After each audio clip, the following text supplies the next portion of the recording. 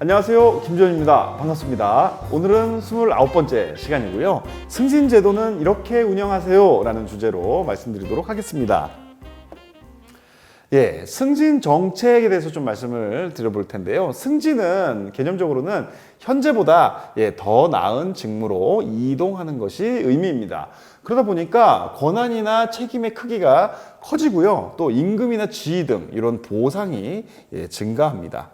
또 우리가 승진하면은 또 우리 가족들, 뭐 주변 지인들, 축하한다 이런 얘기들 하잖아요. 주변으로부터 인정받는 그런 거기도 하고요. 또 동시에 조직 내에서는 내가 인정받고 있구나 이런 것들 때문에 심리적으로 안정감도 느끼면서 동시에 또 성장 욕구를 충족시켜 주기도 합니다. 하지만 이런 승진이 공정하지 못한 그런 경우가 발생하게 되면은 직원들한테는 좌절감을 주기도 하고요. 나 승진도 이렇게 뭐 열심히 해봐야 되지도 않는데 라고 해서 의욕이 떨어지는 그런 현상이 나타나기도 합니다. 결국은 이제 정책은 뭐냐? 크게 보면은 두 가지로 나눠볼 수 있는데 연공주의가 있고요. 능력주의가 있습니다. 연공주의 같은 경우에는 연공이 높은 이런 직원들을 우선적으로 승진시키는 겁니다. 유교적인 그런 문화 또는 이제 평가 시스템이 미비한 경우에 이런 연공주의를 예전에 좀 많이 선택을 했고요.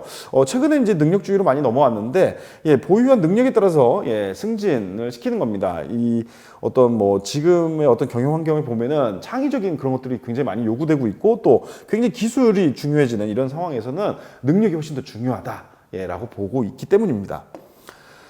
승진은 결국은 그래서 직원들이 공정하게 느끼고 이런 것들 때문에 원칙이 굉장히 중요한데요. 먼저 적정성입니다.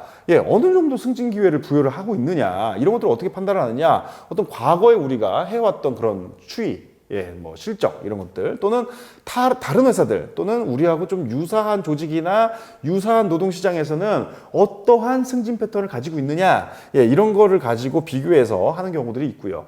또 공정성도 굉장히 중요합니다.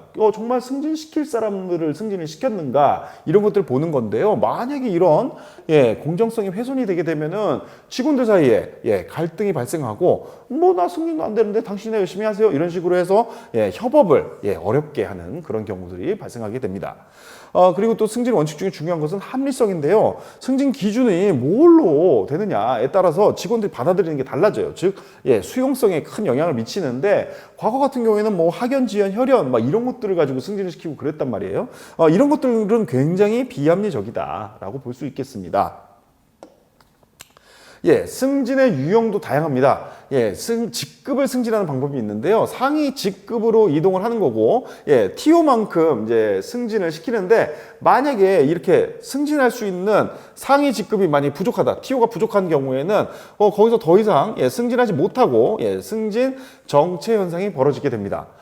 그리고 이제 자격 승진이 있는데요. 갖추고 있는 어떤 직무 수행 능력을 기준으로 이제 승진하는 방법이 있습니다. 예를 들면 1급부터 3등급 사원은 사원이고, 3에서 5등급은 대리고, 4에서 6등급 과장이고, 차장이고, 이런 식으로 하다 보니까, 이런 직급 승진과 달리 TO의 개념이 없어요.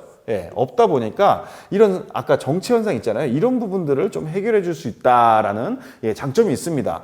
하지만은 이제 직원들이 가지고 있는 그 능력보다 등급보다 더 높은 능력을 가지고 있는 경우에는 직무 불만족이 야기가 되는 거죠. 그렇게 되면은 이게 내 등급만 올라갔지 맨날 이런 일만 하고 있는데 나는 훨씬 더 높은 일을 할 수 있는데 라는 얘기들을 할 수가 있는 거죠.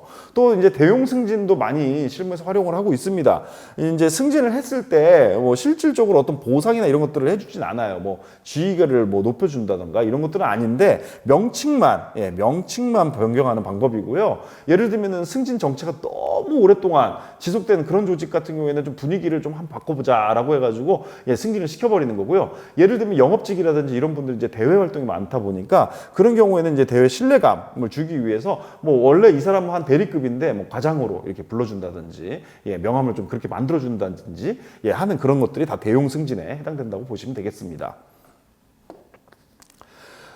승진 또 기준에서 이제 경력 이 부분도 굉장히 중요한 요소인데 근속 연수가 높아지게 되면은 능력 결과 이런 것들 업무를 했을 때 잘할 거야 라고 이제 생각할 수가 있게 되는데 꼭 또 그렇다고 볼 수는 없는 거죠. 최근에는 보면은 이제 어떤 창의성이라든지 기술적인 이런 부분들이 굉장히 중요해지고 있는데 오히려 경력이 오래되고 왜 연세가 많이 드시고 이런 분들 같은 경우에 보면은 그때 알고 있던 본인들이 많이 활용해왔던 그런 기술들, 어떤 지식들 이런 것들이 더 이상 노후화돼서 쓸 수 없는 그런 경우들도 많이 발생하거든요. 그래서 경력도 좀 볼 때 신중하게 볼 필요가 있다라는 거고요.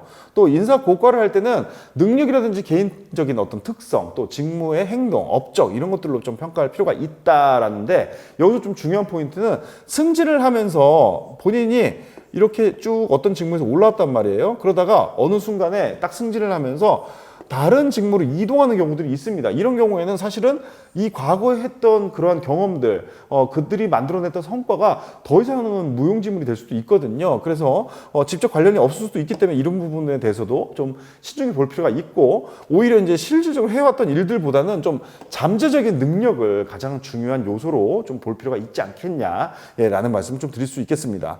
또 연수 평정이라는 방법도 있어요. 그래서 교육훈련 프로그램에 이제 참가를 해가지고 거기서 내가 획득한 그런 학습 성과, 뭐 시험을 본다든지 이런 것들을 가지고 이제 이 사람을 승진을 시켜야겠다 말아야겠다를 좀 판단해 볼 수도 있는데, 이거는 문제는 뭐냐면은 교육훈련의 결과가 뭐 좋다라고 해서 실질적으로 그 사람이 정말로 퍼포먼스를 낼 수가 있느냐라고 봤을 때 아닐 수도 있거든요. 그렇기 때문에 서로 간의 인과관계가 확실히 진짜 있느냐, 교육훈련의 내용과 실제 이 사람의 퍼포먼스 내는 데 있어서의 인과관계가 정말로 존재하느냐, 이런 것들이 좀 신중히 살펴볼 필요가 있다라는 겁니다. 여기까지고요. 다음 시간에는 보다 유익한 내용으로 찾아뵙도록 하겠습니다. 감사합니다.